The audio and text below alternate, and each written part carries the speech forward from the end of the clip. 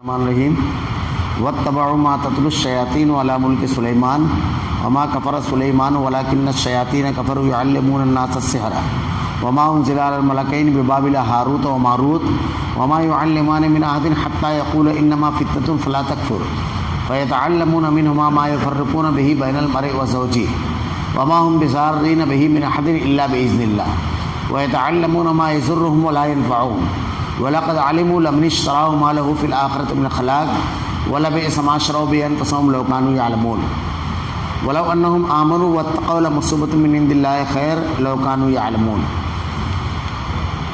يَا أَيُّهَا الَّذِينَ آمَنُوا لَا تَقُولُوا رَاعِنَا وَقُولُوا انظُرْنَا وَاسْمَعُوا وَلِلْكَافِرِينَ عَذَابٌ أَلِيمٌ۔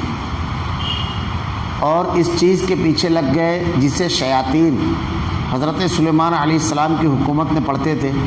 سلیمان نے تو کفر نہ کیا تھا بلکہ یہ کفر شیطانوں کا تھا، وہ لوگوں کو جادو سکھایا کرتے تھے، اور بابل میں ہاروت ماروت دو فرشتوں پر جو اتارا گیا تھا وہ دونوں بھی کسی شخص کو اس وقت تک نہیں سکھاتے تھے جب تک یہ نہ کہہ دیں کہ ہم تو ایک آزمائش ہے تو کفر نہ کر۔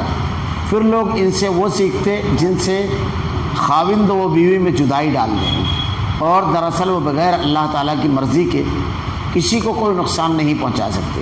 یہ لوگ وہ سیکھتے ہیں جو انہیں نقصان پہنچائے اور نفع نہ پہنچا سکے، اور بالیقین جانتے ہیں کہ اس کے لینے والے کا آخرت میں کوئی حصہ نہیں، اور وہ بدترین چیز ہے جس کے بدلے میں وہ اپنے آپ کو فروخت کر رہے ہیں۔ کاش یہ جانتے ہوتے۔ اگر یہ لوگ صاحب ایمان متقی بن جاتے تو اللہ تعالیٰ کی طرف سے بہترین ثواب انہیں ملتا اگر یہ جانتے ہوتے۔ اے ایمان والو، تم نبی صلی اللہ علیہ وسلم کو راعینا نہ کہا کرو بلکہ انظرنا کہو، یعنی ہماری طرف دیکھیے اور سنتے رہا کرو، اور کافروں کے لیے دردناک عذاب ہے۔ واتبعوا ما تتلو الشیاطین علی ملک سلیمان وما کفر سلیمان ولکن الشیاطین کفروا یعلمون الناس السحر، اور اس چیز کے پیچھے لگ گئے جسے شیاطین حضرت سلیمان کی حکومت میں پڑھتے تھے۔ یہود جو قوم تھی ان کی جو اخلاقی انحطاط اور عقیدے اور دین کی جو گراوٹ تھی وہ کتنی دور تک کے گئی، اور اس گراوٹ میں وہ کیا کرنے لگے۔ اللہ رب العالمین نے مختلف چیزیں بیان کی ان کی، اور بار بار یہ بات آئی کہ اس کے بیان کرنے کا مقصد یہ ہے کہ وہ اللہ کو ماننے والے تھے، کتاب کو ماننے والے تھے، نبی کو ماننے والے تھے، اس کے باوجود یہ عمل جب انہوں نے کیا تو اللہ رب العالمین کا غضب ان کے اوپر نازل ہوا۔ تو اللہ کو ماننے والے، نبی کو ماننے والے، کتاب کو ماننے والے ان تمام چیزوں سے اپنے آپ کو بچائیں۔ وہ اس چیز کے پیچھے لگ گئے جسے شیاطین سلیمان کی حکومت میں پڑھتے تھے۔ حضرت سلیمان علیہ السلام کی حکومت میں شیاطین جادو اور یہ تمام چیزیں کرتے ہیں، اور جادو جو ہے یہ اللہ کی رب العالمین کے جو برگزیدہ بندے انبیاء کرام کا بتایا ہوا علم نہیں ہے، بلکہ اللہ کے راستے سے ہٹانے کی ہمیشہ کوشش کرنے والے شیاطین کا علم ہے یہ، کیونکہ اس میں شرک اور کفر کیا جاتا ہے، اور اس کے ذریعے لوگوں کو نقصان پہنچایا جاتا ہے، فائدہ پہنچانے والی چیز نہیں ہے۔ اور اللہ رب العالمین نے اپنے انبیاء کرام کے ذریعے جو دین، جو شریعت دی ہے وہ لوگوں کے لیے فائدہ ہے، خود کے لیے اور دوسروں کے لیے بھی مفید ہے۔ تو اللہ رب العالمین نے بالکل واضح کیا کہ یہ شیطان کا علم ہے، اور اللہ تعالیٰ نے قرآن میں کہا یا ایھا الذین آمنوا، اے ایمان والو ادخلوا فی السلم کافہ، پورے اسلام میں داخل ہو جائے، ولا تتبعوا خطوات الشیطان، اور شیطان کی اتباع اور پیروی نہ کرو، انہ لکم عدو مبین، وہ تمہارا کھلا ہوا دشمن ہے۔ تو ہمارا دشمن ہم کو کتنے بھی اچھے انداز میں بولے، لیکن اگر وہ پکا دشمن ہے تو اس کی کوشش یہ رہے گی کہ ہم کو نقصان پہنچائے فائدہ بتا کر کے۔ یہ تو اللہ رب العالمین ارشاد فرماتا ہے کہ یہ شیاطین کا علم ہے۔ سلیمان نے تو کفر نہ کیا تھا بلکہ یہ کفر شیطانوں کا تھا۔ حضرت سلیمان علیہ السلام کے بارے میں ایک واقعہ جو بہت زیادہ مشہور ہے کہ آپ کو جب یہ چیز کا علم ہوا اور لوگوں کو درمیان یہ بڑا مشہور ہوا تو آپ نے وہ تمام کتابیں منگائی، اور منگا کر کے اس کو اپنے تخت کے نیچے دفن کر دیا۔ آپ کی وفات کے بعد شیاطین میں سے ایک شیطان جو تھا انسانی شکل میں آ کر کے کہنے لگا کہ حضرت سلیمان علیہ السلام جو پرندوں کی بولیاں سمجھتے تھے، ہواؤں پر جن کا زور تھا، اور ان کو کہیں ان کے لشکر کو پہنچا دیا کرتی تھی، جن کے زیر تابع تھے، یہ کیوں تھا جانتے ہو؟ اصل میں وہ جو علوم تھے، کتابیں وغیرہ جس کو پڑھ کر کے وہ ان لوگوں کو مسخر کرتے تھے، اپنے قبضے میں کرتے تھے، وہ علوم سب کتابی شکل میں تختوں کے نیچے موجود ہیں۔ اب لوگوں نے جب اس کو کھودا تو واقعی وہ کتابیں نکلی جادو کی، اور وہ لوگوں میں عام ہوئی۔ ہمارے یہاں بھی لوگ کہتے ہیں نا کہ اس کے قبضے میں موکل ہے، کبھی یہاں رہتا ہے 2 گھنٹے کے بعد وہاں رہتا ہے، 4 گھنٹے کے بعد یہاں رہتا ہے، جھوٹ اور فساد۔ اور بالفرض اگر ایسا ہو بھی ہے تو شیطان کی مدد ہوتی ہے، ورنہ 2 مقامات پر تو آدمی نہیں رہتا، ایک مقام سے دوسرے مقام پر جا سکتا ہے کسی ذریعے سے۔ اور شیاطین مدد انہی کی کرتے ہیں جو کفر اور شرک کو کرنے والے ہیں، کیونکہ شیاطین ان کے دوست ہیں، اللہ کے متقی اور پرہیزگار بندوں کے دوست تو نہیں ہیں۔ بلکہ یہاں تک ملے گا آپ کو کہ اللہ کے نبی صلی اللہ علیہ وسلم کو ایک مرتبہ ایک شیطان پریشان کرنے لگا نماز کی حالت میں، آپ نے اس کو باندھ دیا کھمبے سے، ستون سے۔ تو ہر برائی کا دائی ہے شیطان۔ تو یہ وہ لوگ کرتے تھے۔ سلیمان نے اب وہ جب نکالی گئی تو اس کو ان لوگوں نے پڑھنا شروع کیا، اور حضرت سلیمان علیہ السلام کے بارے میں ان لوگوں کے درمیان یہ عقیدہ مشہور ہو گیا کہ یہ نبی نہیں بلکہ جادوگر تھے۔ اللہ نے اس کی بھی تردید کی، لوگوں کو جادو سکھایا، بلکہ یہ کفر شیطانوں کا تھا، وہ لوگوں کو جادو سکھایا کرتے تھے۔ اور وما انزل علی الملکین ببابل ہاروت و ماروت، اور بابل میں ہاروت ماروت 2 فرشتوں کو جو اتارا گیا تھا، اللہ رب العالمین نے 2 فرشتے بابل میں اتارے تھے، ہاروت اور ماروت۔ میں نے اس سے پہلے بھی یہ بات کہی تھی کہ اس کے سلسلے میں بڑی عجیب عجیب کہانیاں لوگوں نے بیان کی ہیں ہاروت ماروت کے بارے میں، لیکن جو کچھ اللہ نے اپنے کلام میں بیان کیا اور نبی صلی اللہ علیہ وسلم نے بیان کیا، بس ہم کو اتنا ماننا چاہیے کہ اللہ رب العالمین نے ان کو انسانوں کے درمیان اتارا، یہ اس لیے کہ وہ آزمائش اور امتحان تھے۔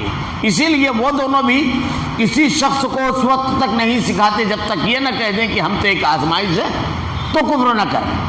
جب ان کے پاس وہ سیکھنے کے لیے جاتے جادو تو ان سے کہا کرتے تھے کہ دیکھو اللہ رب العالمین کی طرف سے آزمائش اور امتحان ہے، اور اس کے بعد ایک واضح چیز کیا کہتے تھے کہ تو کفر نہ کر، اس کا سیکھنا کفر ہے، اس کا کرنا کفر ہے، کرنے والا کروانے والا سب یکساں مجرم ہوتے ہیں۔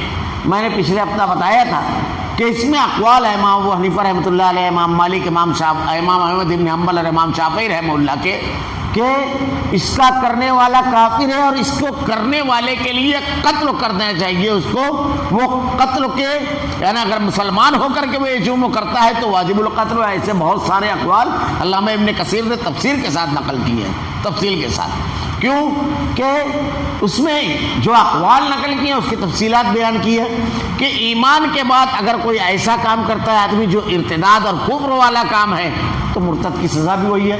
اور یہ تو جادو کا جو معاملہ ہے یہ کھلا ہوا کفر ہے، اس کے بارے میں اللہ تعالیٰ نے خود قرآن مجید میں وضاحت کے ساتھ بیان فرمایا ہے۔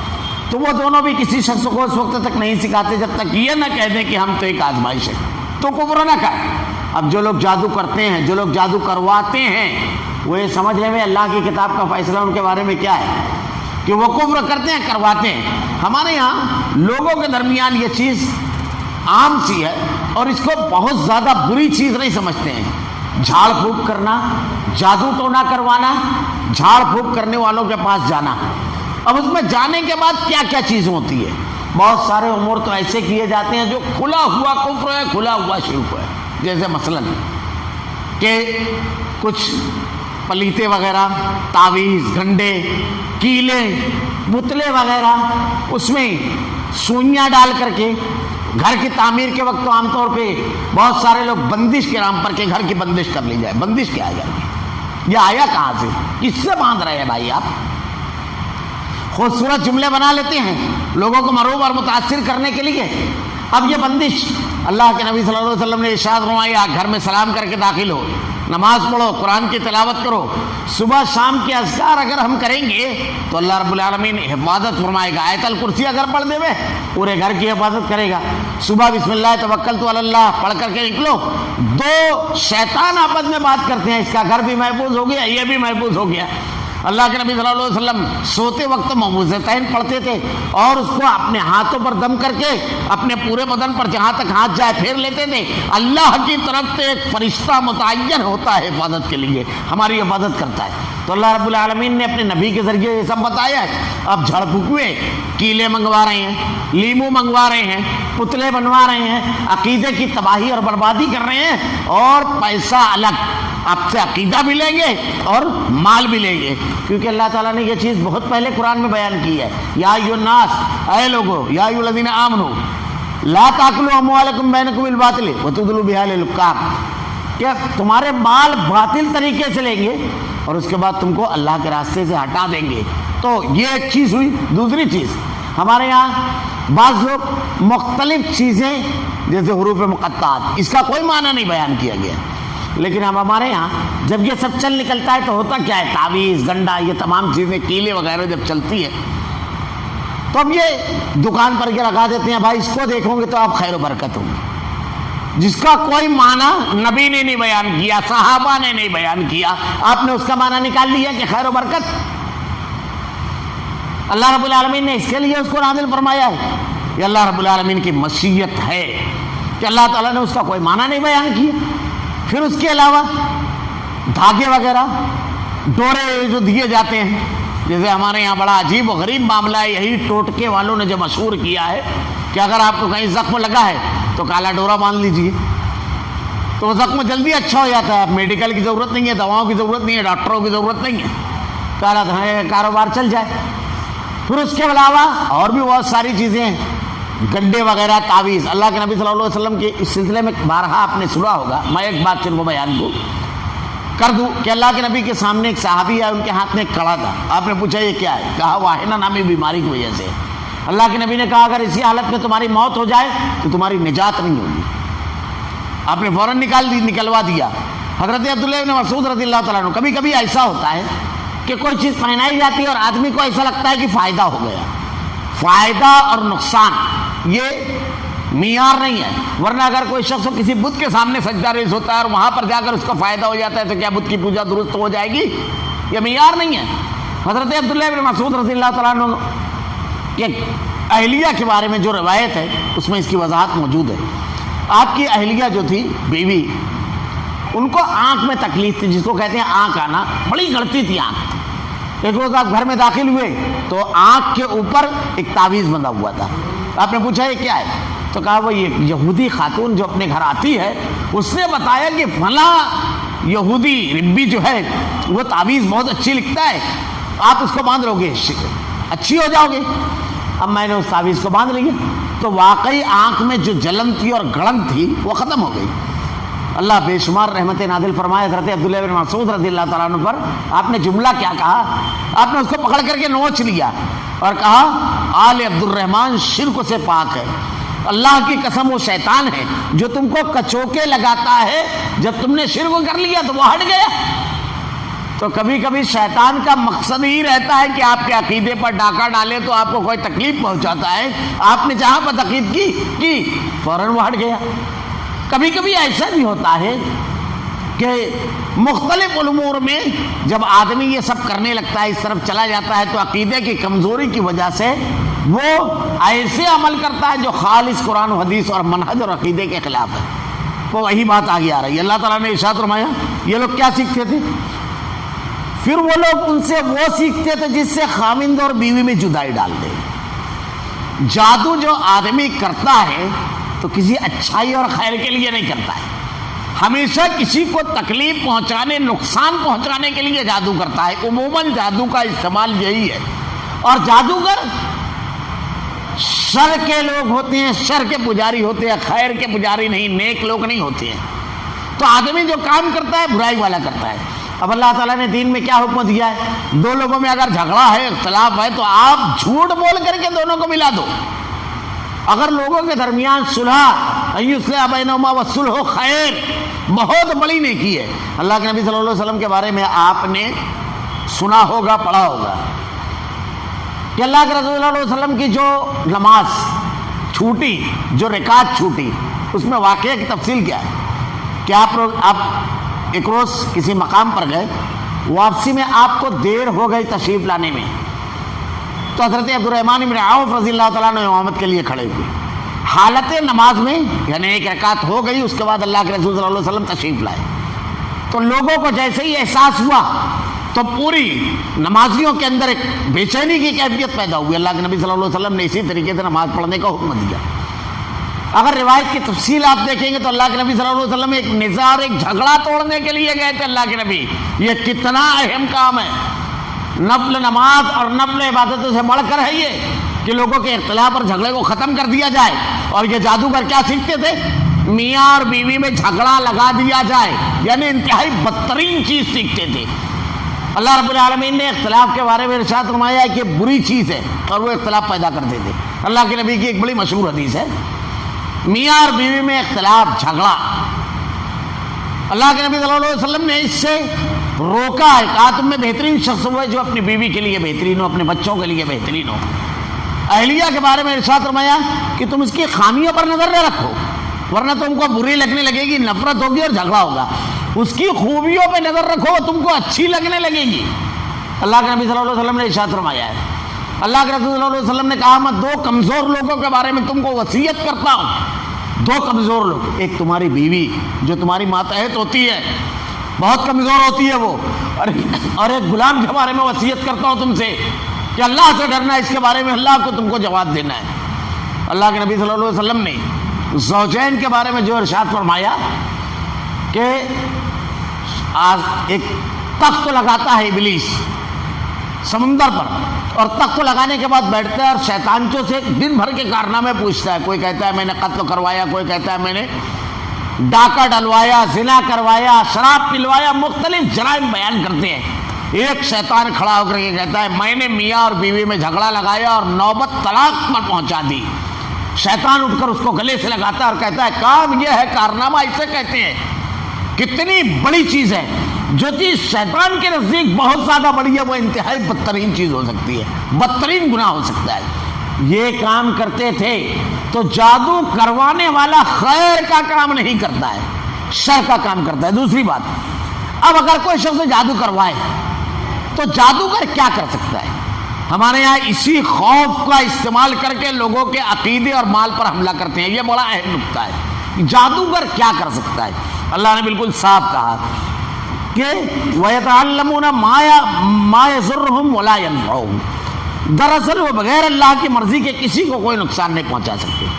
یعنی جادوگر اگر چاہے کسی کے بھی بارے میں کہ اس کا دھندا کاروبار ختم کر دیں گے، اس کے ہاں اولاد نہ ہو، یہ بیمار رہے، تو کیا کر سکتا ہے جادوگر؟ نہیں کر سکتا۔ اگر اللہ نے نہیں لکھا ہے تو ابھی آج کا بالکل ایک تازہ واقعہ بتا رہا ہوں کہ ایک صاحب سے گفتگو ہوئی تو ان کو تھوڑا سا اپنے گھر کے معاملے میں یہ شک ہوا کہ کچھ جادو کیا گیا ہے خاص طور سے۔ تو انہوں نے جب ایک جھاڑ پھونک کرنے والے سے گفتگو کی، میری ان سے بات چیت ہوئی، میں نے کہا کسی جھاڑ پھونکوے کو بلاؤ گے تو وہ کہے گا کہ ہے، کیونکہ ہے جب بولے گا تو اس کا کام شروع ہوگا۔ ایک نارمل آدمی کو آپ بیٹھا تو ذرا سا چھو پھا کرے گا، بولے گا اس کو کچھ نہ کچھ کیا ہے، اور پھر اس میں اشارے میں بتائے گا ناٹے قد کی ہے، سانولا رنگ ہے اور درمیانی صحت ہے۔ اس ٹائپ کی ایک خاتون ہمارے رشتے داروں میں مل جائے گی۔ کسی مرد کا حلیہ بتائے گا، اس ٹائپ کا حلیہ مل جائے گا، ڈائریکٹ نام نہیں بتا سکتے وہ لوگ۔ تو یہ سب چیزیں رہتی ہیں جو ان لوگوں کو کرتے ہیں۔ عموماً آپ ان لوگوں کے پاس جائیے، لوگوں کا 10 بار کا تجربہ ہے تو وہ ہر کسی کو یہی کہتے ہیں۔ ہوا یہ کہ اس نے بھی کہا کہ یار تیرے کاروبار اور تیرے گھر کے بارے میں یہ کہا گیا، یہ کیا گیا وہ، تو جواب میں اس سے کہا کہ ٹھیک ہے میں تجھ کو نا 50,000 روپیہ دیتا ہوں، فلاں شخص کا کاروبار بہت اچھا ہے، تو جادو کر کے اس کا کاروبار ختم کر دے۔ جادوگر بولے یہ کیسے کیا ممکن ہے؟ بولے جب یہ ممکن نہیں ہے تو میرے اوپر کیسے کوئی کر کے ختم کر دیا؟ تو کر، میں تجھ کو اس سے بڑا اماؤنٹ دوں گا، چل تو کر کے بتا۔ بولے نہیں یہ نہیں ہو سکتا، تو بولے میرے اوپر کیسے ہو سکتا ہے؟ اب بعض لوگ یہ کہتے ہیں کہ ہمارے یہاں بچے نہیں پیدا ہوتے، بچے پیدا ہوتے ہیں تو مر جاتے ہیں۔ ایک صاحب مجھ سے کہنے لگے کہ حافظ صاحب میرے یہاں 7 مرتبہ ایسا واقعہ ہوا، کبھی پیٹ میں، کبھی ولادت کے بعد، کبھی ولادت ہوئی تو مری ہوئی، کبھی 2 4 6 مہینے کے بعد۔ تو کسی ماہر نے دیکھا اب اس کے بعد کہا کہ یار تیرے بچوں کا معاملہ جو ہے تو وہ اس کو جادو کیا گیا ہے تو اس کو کھا جاتے ہیں. وہ پہلے تو کہا ٹرین کھا جاتی ہے, پھر اس کے بعد کہا جادو. تو میں نے اس سے سوال کیا کہ اگر آپ غور کرو کیا یہ ممکن ہے؟ اللہ رب العالمین نے دنیا بنانے سے پہلے تقدیر لکھ دی ہر شخص کے بارے میں کہ وہ کب پیدا ہوگا, کب مرے گا اور دنیا میں کیا کیا فائدہ حاصل کرے گا. اب جادوگر کو تیرے لڑکے کو اگر مارنا ہے تو کتنا کام کرنا پڑے گا جانتے ہو؟ دیکھیے عورتیں جب امید سے ہوتی ہے تو آدمی ڈاکٹر کے پاس لے کر جاتا ہے. اب ڈاکٹر کے پاس ہم لے کر کے گئے, اس نے کچھ دوائیں تجویز کی, میڈیکل پر جا کر ہم نے دوائیں خریدی. اب اللہ نے میڈیکل والے کے مقدر میں لکھا ہے کہ اتنا پیسہ ہمارے اکاؤنٹ میں سے اس کی, ہماری جیب میں سے اس کے اکاؤنٹ میں گلے میں جائے گا. اب جادوگر کو یہاں بھی باندھنا پڑے گا. چلو بھائی ولادت تک کے معاملہ ٹھیک ہے, جب ولادت قریب آئی ہاسپٹل لے کر کے آدمی, ہاسپٹل کا بل, دواؤں کا بل سب لکھا ہوا ہے, وہ سب کو کاٹتا پھرے گا. اس کے بعد جب ولادت ہو جائے تو پھر ہم پیڑے خرید کر لائیں گے. اب ہلوائی کے یہاں بھی اس کو جادو کرنا پڑے گا, کیونکہ اگر جادو یہاں کرا کہ بچہ نہ ہو تو ظاہر سی بات ہے کہ اب اس کے بھی روزی پر جادو کرنا پڑے گا.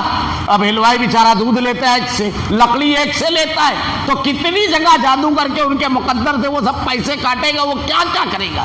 اللہ رب العالمین نے جو سسٹم بنایا ہے وہ اتنا آسان نہیں ہے کہ کوئی انسان آئے اور آپ کی زندگی سے کھیل کر کے لے کر چلا جائے. رب العالمین کی مشیت کے بغیر ایک پتا بھی نہیں ہلتا ہے. دیکھیے جادو ہوتا ہے, لیکن اس کا معاملہ کیسے ہے؟ اسی آیت میں اللہ تعالیٰ نے بالکل صاف کیسے کر دیا کہ جادوگر نے جادو کیا. اب وہ جادو کتنا نقصان پہنچائے گا, ہلکی سی مثال کے ذریعے آپ اس کو سمجھ گئے. دیکھیے ہماری زندگی میں یہ لکھا ہوا ہے کسی شخص کی کہ اس کو ایک لمبا زخم ہاتھ میں آئے گا, ایک لمبا زخم 4 انچ 5 انچ کا. اب اللہ نے یہ مقدر میں لکھ دیا. اب زخم ہونے کے اسباب الگ الگ ہو سکتے ہیں. کبھی آپ گھر میں کچھ کام کر رہے ہیں, گر گئے, کسی چیز سے لگ گئی, کٹ گیا.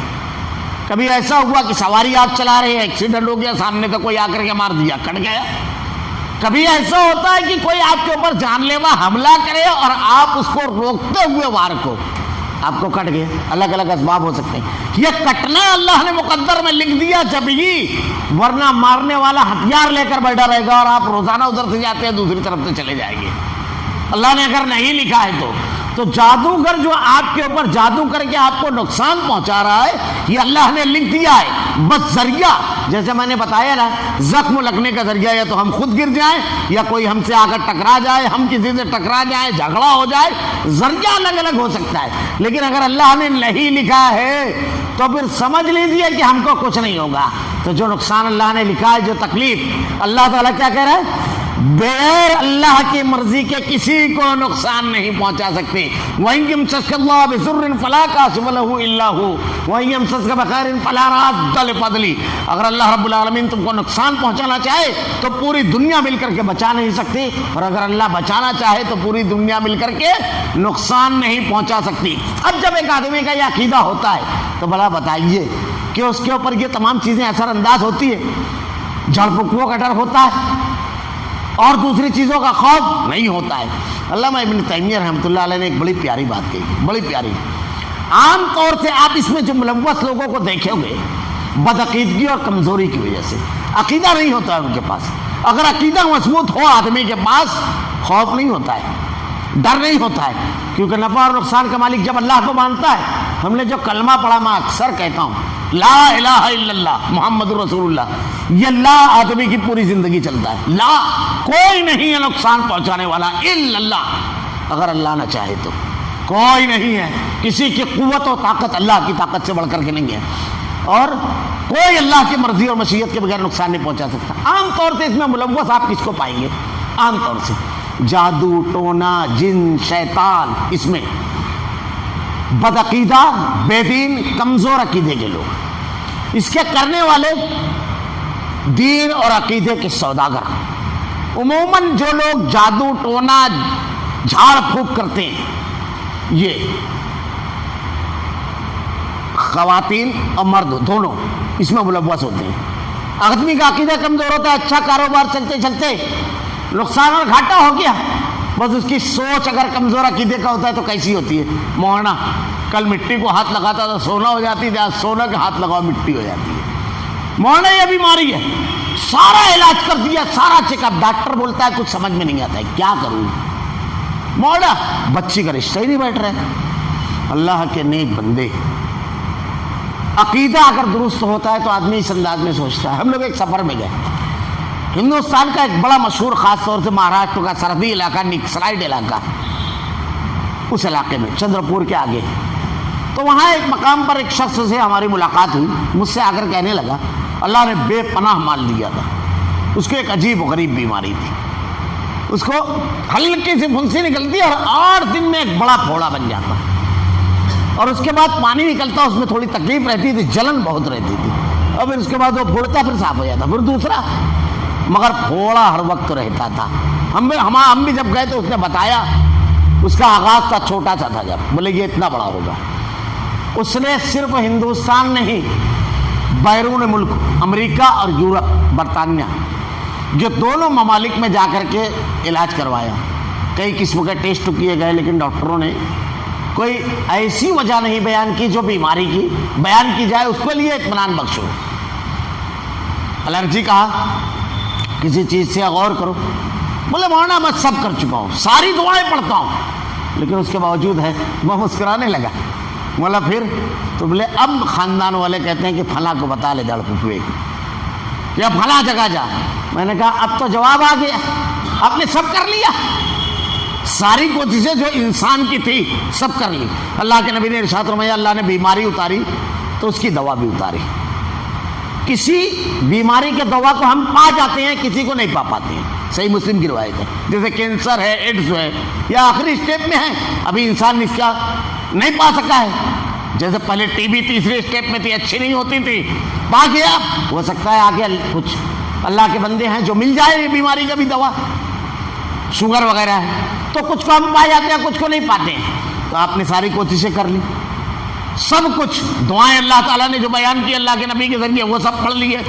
اب کیا ہے سنیے، اللہ رب العالمین نے ارشاد فرماتا ہے وَلَنَبْلُوَنَّكُم بِشَيْءٍ مِّنَ الْخَوْفِ وَالْجُوعِ وَنَقْصٍ مِّنَ الْأَمْوَالِ وَالْأَنفُسِ وَالثَّمَرَاتِ وَبَشِّرِ الصَّابِرِينَ، ہم تمہیں ضرور آزمائیں گے۔ وَلَنَبْلُوَنَّكُم بِشَيْءٍ مِّنَ الْخَوْفِ، خوف کے ذریعے، وَالْجُوعِ، بھوک کے ذریعے، وَنَقْصٍ مِّنَ الْأَمْوَالِ وَالْأَنفُسِ وَالثَّمَرَاتِ وَبَشِّرِ الصَّابِرِينَ، جانوں اور مالوں میں کمی کر کے۔ اب یہ جب آزمائش آئے گی تو اللہ کے نبی کی ایک حدیث یاد رکھیے آپ، اللہ کے نبی نے ارشاد فرمایا بیماری 3 حیثیت سے آدمی کے لیے مفید ہے، مصیبتیں اور تکلیفیں بھی، بس یہیں پر ساری چیزیں سمجھ لیجیے۔ اللہ کے نبی کی اس حدیث میں سب چیزیں آ گئی ہیں، اور آیت اللہ رب العالمین نے دوسرے مقام پر بھی ارشاد فرمایا قرآن میں اولا یرون انہم یفتنون فی کل عام مرۃ او مرتین ثم لا یتوبون ولا هم یذکرون، ہم انہیں سال میں 1 یا 2 مرتبہ آزمائش میں، امتحان میں مبتلا کرتے ہیں، ثم لا یتوبون، اس کے باوجود تو توبہ نہیں کرتے، ولا یذکرون، جب آزمائش آئے تو پہلا کام کیا ہے؟ آزمائش اور امتحان جب ہو تو سب کر چکے، اب عقیدے کی سوداگری نہیں کرنا ہے، بلکہ آزمائش ہے تو پہلے اپنا محاسبہ کرنا ہے، کہیں ہم چوک تو نہیں رہے ہیں، غلطی تو نہیں ہے، گناہ نہیں ہے، توبہ کرنا ہے، اگر نہیں ہے تو پھر اللہ کے نبی نے کیا ارشاد فرمایا؟ اللہ کے رسول صلی اللہ علیہ وسلم نے ارشاد فرمایا بیماری اور مصیبت 3 حیثیت سے مفید ہے۔ پہلی یہ کہ بیماری آدمی کو کانٹا بھی اگر چبھتا ہے مومن کو تو اس کے گناہ جھڑتے ہیں۔ پہلی یہ کہ بیماری گناہوں کے خاتمے کا سبب، مصیبت گناہوں کے خاتمے کا سبب۔ دوسرا اس کا فائدہ، بندہ اللہ سے زیادہ قریب ہوتا ہے، خوب دعا توبہ اور استغفار کرتا ہے، کیونکہ بندگی کا شعور وہی بیدار ہوتا ہے جب سارے راستے بند ہوتے ہیں تو شعور بندگی بیدار ہوتا ہے، اور آدمی بہت دن سے دعا کرتا ہے۔ بلکہ دیکھا گیا کہ ایسے کمیونسٹ حضرات جو زندگی پر اللہ کا انکار کرتے رہے، لیکن جب تکلیف اور اذیت ہوئی تو بے ساختہ کہا یا اللہ، یہ اللہ نے فطرت میں رکھا ہے۔ ہم لوگ جب مصیبت میں ہوتے ہیں تو اللہ تعالیٰ نے کیا کہا؟ اللہ نے فطرت پر ہم کو پیدا کیا، جب کوئی بندہ بہت زیادہ پریشان ہوتا ہے تو کیا کہتا ہے؟ وہ بچانے والا۔ یہ کیا ہے؟ تم نے تو اپنے معبود بنا کر رکھے تھے، ادھر کیوں ہاتھ اٹھا رہے ہو؟ یہ فطرت ہے۔ اللہ نے کہا رحمان علی العرش استویٰ، رحمان عرش پر مستوی۔ ابھی پیچھے کرونا آیا ایک انتہائی ترقی یافتہ ملک کے وزیر اعظم کا ویڈیو دیکھنے میں آیا، تقریر، وہ تقریر کرتے ہوئے انتہائی جذباتی ہو گیا اور اس کے بعد جملہ کہتا ہے اب جو بھی کرے گا وہ کرے گا، ساری ٹیکنالوجی رکھی رہ گئی۔ تو کرنے والی ذات کس کی؟ اللہ کی، تو اسی کے قریب ہوتا ہے آدمی۔ دوسرا فائدہ۔ تیسرا، اللہ کے نبی نے ارشاد فرمایا شوگر کے مریض، پریشر کے مریض، دمہ کے مریض، جن کے بارے میں ڈاکٹر کہتے ہیں کہ یہ دمہ دم کے ساتھ یہ اچھی نہیں ہوتی ہے، لیکن ان کا علاج ابھی نہیں مل سکا ہے، ایسی بیماریوں والوں کو تو بڑی زبردست تسلی ہے۔ اللہ کے نبی نے ارشاد فرمایا اللہ رب العالمین اپنے کسی بندے یا بندی کے لیے کوئی مقام طے کر لیتا ہے، لیکن حالات ایسے نہیں ہوتے ہیں اس کے، ذمہ داریوں کا بوجھ، مصروفیات، اس مقام کے مطابق وہ عبادت اور ریاضت کر سکے، اتنے نہیں۔ تو اللہ رب العالمین اپنے اس بندے اور بندی کو کسی آزمائش میں، کسی بیماری میں مبتلا کرتا ہے اور اس کے درجات کو بلند کرتا ہے۔ جب بندہ یا بندی اس مقام تک پہنچ جاتے ہیں تو وہ رحیم و کریم رب یا تو اس کی بیماری اور اس کی مصیبت کو اس سے ہٹا لیتا ہے یا اس کو اپنی جناب میں بلا لیتا ہے۔ اب ایک آدمی کو اگر بیماری ہے تو کتنی بڑی تسلی ہے کہ رب العالمین اس کو درجات کی بلندی کا سبب بنا دے، الہ العالمین۔ اور اگر اس کے اوپر صبر کرے اللہ کی دی ہوئی اس مصیبت پر، تو کیا کہا اللہ تعالیٰ نے؟ الذین اذا اصابتہم مصیبہ، جب کوئی مصیبت پہنچتی ہے تو کہتے ہیں قالوا انا للہ و انا الیہ راجعون، ہم اللہ کی ملکیت اور اللہ کی طرف لوٹ کر جانے والے ہیں۔ ایک واقعے کی طرف صرف اشارہ کروں کہ حضرت عبداللہ ابن عباس رضی اللہ تعالیٰ عنہ ایک عورت کے بارے کہتے ہیں کالی عورت، لمبی، کہا یہ عورت جو جا رہی ہے جنتی ہے۔ کیا تھی؟ ان کو مرگی کی بیماری تھی۔ اللہ کے نبی کے پاس آئی اور آگے کہنے لگی کہ اللہ کے رسول دعا کیجئے کہ اللہ رب العالمین اچھی کر دے گے۔ اللہ کے نبی نے ارشاد فرمایا اگر تم اس پر صبر کرو تو تمہارے لیے جنت، بڑی قیمتی چیز ہے جنت۔ اللہ کے نبی نے کیا کہا؟ اللہ درجات بلند کرتا ہے، اللہ اگر آزمائش اور امتحان میں کسی کو مبتلا کرتا ہے، بڑا رحیم و کریم ہے۔ میں اکثر ایک مثال دیتا ہوں، اس کے لیے مقدر لگتا ہے، ہم لوگ معاشی اعتبار سے پریشان ہوتے ہیں۔ اللہ نے کہا وَلَنَبْلُوَنَّكُم بِشَيْءٍ مِّنَ الْخَوْفِ وَالْجُوعِ وَنَقْصٍ مِّنَ الْأَمْوَالِ، مالوں میں کمی کر کے، تو ہم لوگ پریشان ہو جاتے ہیں۔ دیکھیے آزمائش اور امتحان ہر کسی کے مقدر میں نہیں ہے، اس کے لیے مقدر لگتا ہے، اللہ کے چنے ہوئے بندوں کو یہ ملتا ہے۔ حضرت ابراہیم کے بارے میں کہا وَإِذِ ابْتَلَىٰ إِبْرَاهِيمَ رَبُّهُ بِكَلِمَاتٍ فَأَتَمَّهُنَّ قَالَ إِنِّي جَاعِلُكَ لِلنَّاسِ إِمَامًا، مختلف جگہ آزمایا، امام بنایا۔ کیسے؟ آپ کبھی غور کیجئے کہ خاتون کو اگر دو بچے ہو، ایک سگا اور ایک سوتیلا، تو وہ سگے بچے کو جب لہلانے لے جائے گی تو آپ غور سے دیکھیے وہ روتا ہوا جائے گا اور روتا ہوا آئے گا، اور سوتیلے کو جب لے جائے گی وہ ہنستا جائے گا اور ہنستا ہوا واپس آئے گا۔ آپ سوچ رہے ہوں کہ شاید میں نے ترتیب الٹ دی، حالانکہ میں ترتیب صحیح بولا ہوں۔ آپ غور سے دیکھیے سگا روتا جائے گا اور سوتیلا ہنستا، کیوں جانتے ہو؟ سوتیلے بچے کو جب نہلانے لے جائے گی وہ، تو اس کو آدھی چڈی گیلی آدھی سوکھی، پانی ڈالی باہ، اور جب سگے کو لے کر جائے گی تو اس کو گھسڑ گھسڑ کر ذرا سا بھی مائل نہیں رہنے دے گی، کتنا بھی روئے گا مگر گھسڑے گی اس کو۔ تو سگے کو پہلے ہی سے معلوم آپ کیا ہونے والا ہے، تو وہ شروع ہو جاتا ہے رونا، اور سوتیلے کو تو معلوم ہے کچھ نہیں۔ اب یہ بتائیے مجھ کو، جو بچہ رو رہا ہے اس سے وہ ماں زیادہ پیار کرتی ہے جو ہنستا ہوا گیا اس سے؟ یہ بتائیے عقل کیا کہتی ہے، انصاف کی بات کیا ہے؟ وہی بچہ نا جو رو رہا ہے، لیکن ماں اس کو جو رلا رہی ہے تو اس میں اس کا خیر چھپا ہوا ہے، اس کی اچھائی کے لیے۔ اللہ تو 100 ماؤں سے زیادہ محبت کرتا ہے اپنے بندوں سے۔ اگر وہ کوئی آزمائش میں رب العالمین ڈالتا ہے اپنے بندوں کو، اور بندہ اگر اس پر صبر کرتا ہے، اللہ کے نبی نے کیا ارشاد فرمایا؟ تم قرآن کی اس آیت کو پڑھ جاؤ، انما یوفی الصابرون اجرهم بغیر حساب، اللہ بے حساب اجر دے گا۔ ثابت قدم رہنا، کوئی اور نفع اور نقصان کا مالک نہیں ہے، عقیدے کی سوداگری نہ کرنا، اصول اللہ نے دے دیا۔ اب جھڑ پھکوے کے پاس نہیں جانا ہے۔ اب چلو جادو ہوا تو اب کیا کریں؟ جادو اگر ہوا تو جیسے ہم کو ہی لگا، تو پہلی چیز تو میں نے اس سے پہلے بتایا تھا، یہ جھڑ پھکوے جو آ کر کے کہتے ہیں کہ کچھ کیا ہے کچھ ہے، ان کو معلوم کیسے پڑتا ہے؟ بڑا مشکل مرحلہ ہے۔ اس کائنات کے امام، صادق و مصدوق، سب سے اللہ کے برگزیدہ بندے محمد رسول اللہ صلی اللہ علیہ وسلم پہ جادو کیا گیا، آپ کو خبر نہیں؟ فرشتے خواب میں آ کر کے بات کرتے ہیں کہ یہ وہی ہے، کہاں؟ اس کے اوپر جادو کیا گیا، اور لبیب بن عاصم نے کنویں میں پھلا پھلا، کس نے بتایا؟ فرشتوں نے. اور یہ لوگ آتے ہیں، آنکھ بند کرتے ہیں، کان بند کرتے ہیں، ناک بند کرتے ہیں، بتا دیتے ہیں. کبھی ہلدی پہ کچھ بتا رہے ہیں، کبھی کسی پر. اچھا اس میں بہت زیادہ بیوقوف بھی بناتے ہیں. اب جیسے مثلا ہمارے مالیگاؤں میں ایک بہت مشہور جھڑ پھکوے تھے، تو میں طاہرہ مسجد میں جب خطبہ دیتا تھا تو جب میں جادو شیطان اس کے رد میں تقریباً 8 ہفتہ کہا تو مجھ سے ملے اور مجھ سے کہنے لگے حافظ صاحب یہ سب آپ کو کون بتایا؟ میں نے کہا کچھ نہیں، قرآن و حدیث میں یہ تمام چیزیں موجود ہیں. تو وہ کہنے لگے کہ آپ کو معلوم ہے میرے بارے میں؟ مولا ہاں، آپ اپنے وقت میں شہر کے سب سے 1 نمبر جھڑ پھکوے تھے. تو بولے میں اب آپ کو دیانت داری سے بتاتا ہوں، میں جب جھاڑ پھونک کرتا تھا تو میں الف بے بھی پڑھنا نہیں جانتا تھا. توبہ کرنے کے بعد میرے الف بے الحمد اور پھر قرآن پڑھا.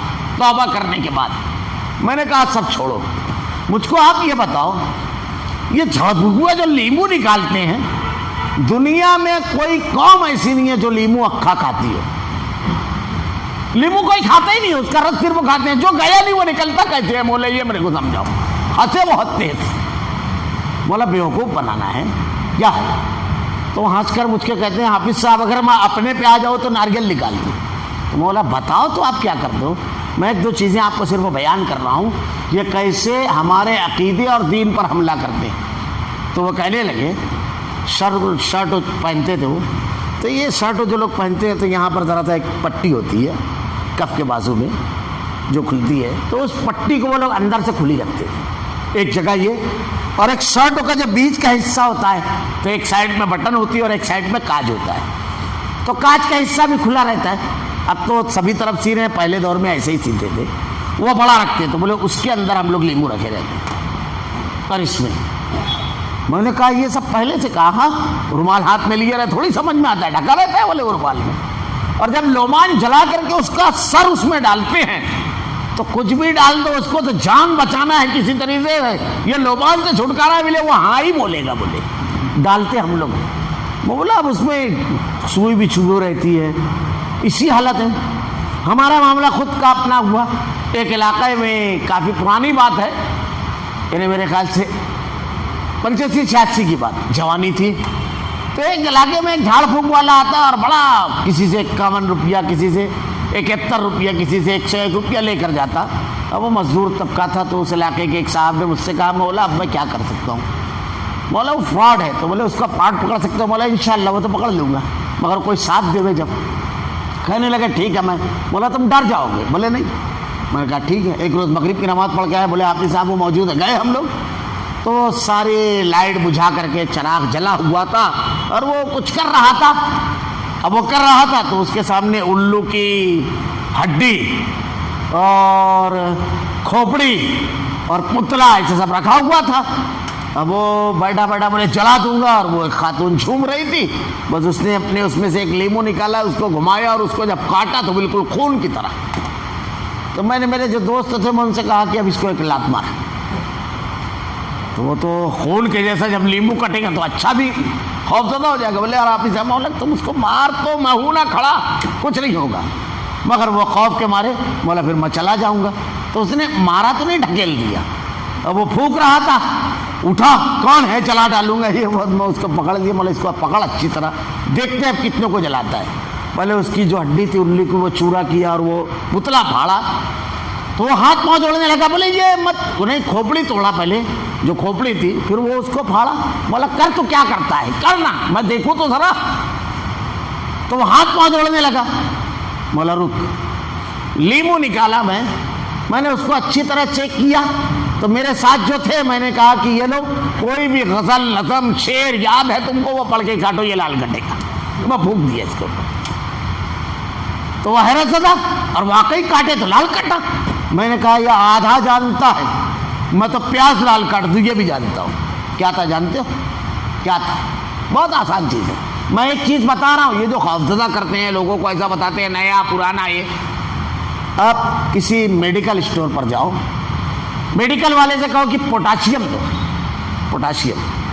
تو وہ سوئی سے لیمو میں سوراخ کر کے پوٹاشیم کا نوکدار، جیسے آسمان تارا وغیرہ جو پان کی دکان پہ پان پہ ڈالتے ہیں تو ویسے نوکدار ویسا توڑ کر کے اس میں ڈال کر کے لیمو گھما دیجیے. پوٹاشیم کا اتنا بڑا ٹکڑا پورے ڈرم کو لال کر دیتا ہے. اب وہ جب نیمو کے ریشے پھوٹتے ہیں تو پورا لیمو اندر لال ہو جاتا ہے. وہ آپ ایک مرتبہ جب اس کو گھما دیں گے تو کوئی نہیں کہہ سکتا کہ اس میں سیٹ کیا گیا, وہ خود بخود سوراخ سوئی کا باریک سا بند ہو جائے گا. اب اس کو جب بھی آپ کاٹیں گے منہ ہلا کر کے آپ پڑھیں نہ پڑھیں اس کو کیا معلوم سامنے والے کو, لیکن وہ تو دیکھ رہا ہے. اب میں بتاؤں, وہ بڑا پریشان رہتا تھا. یہ جو کڑوا لگنے لگتا ہے پان, بولے یہ کہاں سے؟ تو وہی مجھ کو ایک اور جھاڑ پھونکے نے بتایا. جب میں اس سے کہا بولے سب فالتو چیز ہے, بکواس ہے, مجھ کو کھلا کر بتا تو میں مانوں. تو بہرحال ان سے جب کہا تو اس نے کہا کہ حافظ صاحب کچھ نہیں رہتا, ایک بوٹی آتی ہے, اس کو اگر آپ پکڑ لیں میں اچھی طرح تو لگتی نہیں ہے ہاتھ میں وہ, لیکن اس کو جیب میں رکھے رہتے ہیں جھاڑ پھونک والے, اس کو اچھی طرح پکڑ لیتے ہیں. اور اس کے بعد پان اگر آپ پکڑ لیں گے, پان کیا روٹی پکڑ لیں گے تو روٹی کڑو ہو جائے گی. 2 گھنٹے تک آپ کسی بھی چیز کو پکڑے کڑوا لگے گا. یہ جتنی بھی چیزیں کی جاتی ہے, ہلدی اور یہ سب علائے جو مختلف جو چیزیں اس میں استعمال ہوتی ہے, یہ سب شعبدہ بازی ہے اور بیوقوف بنانے کا طریقہ کار ہے. یہ سب ہوتا نہیں ہے, کچھ نہیں ہوتا ہے, اور ایسا کچھ علم نہیں ہے. ابھی میں نے پچھلے ہفتہ کہا تھا, یہ کہتے ہیں نا قبضے میں شیطان ہے, قبضے میں جن ہے, قبضے میں, تو اب کسی کے قبضے میں نہیں ہوتا, یہ خود شیاطین کے قبضے میں ہوتے ہیں جو ان کی مدد کرتے ہیں اور اس کے ذریعے کفر اور شرک کو کرواتے ہیں ان سے, ورنہ ان کے قبضے میں نہیں ہوتا ہے. ہم لوگ بیٹھا کرتے تھے ایک جگہ, صاحب کہنے لگے 3, میں نے کہا 7 ہے میرے ہاتھ میں, تو وہ نہیں بول دیے. بولا تو 3 کو بلا, تو میں 7 کو بلا, پھر دیکھتے ہیں کیا ہوتا ہے. اس میں عام طور پہ بیماریاں بھی رہتی ہے, بدعقیدگی بھی رہتی ہے, کبھی کوئی بیوقوف بھی بناتا ہے. ایسے بے اور واقعات میں بیان کر سکتا ہوں.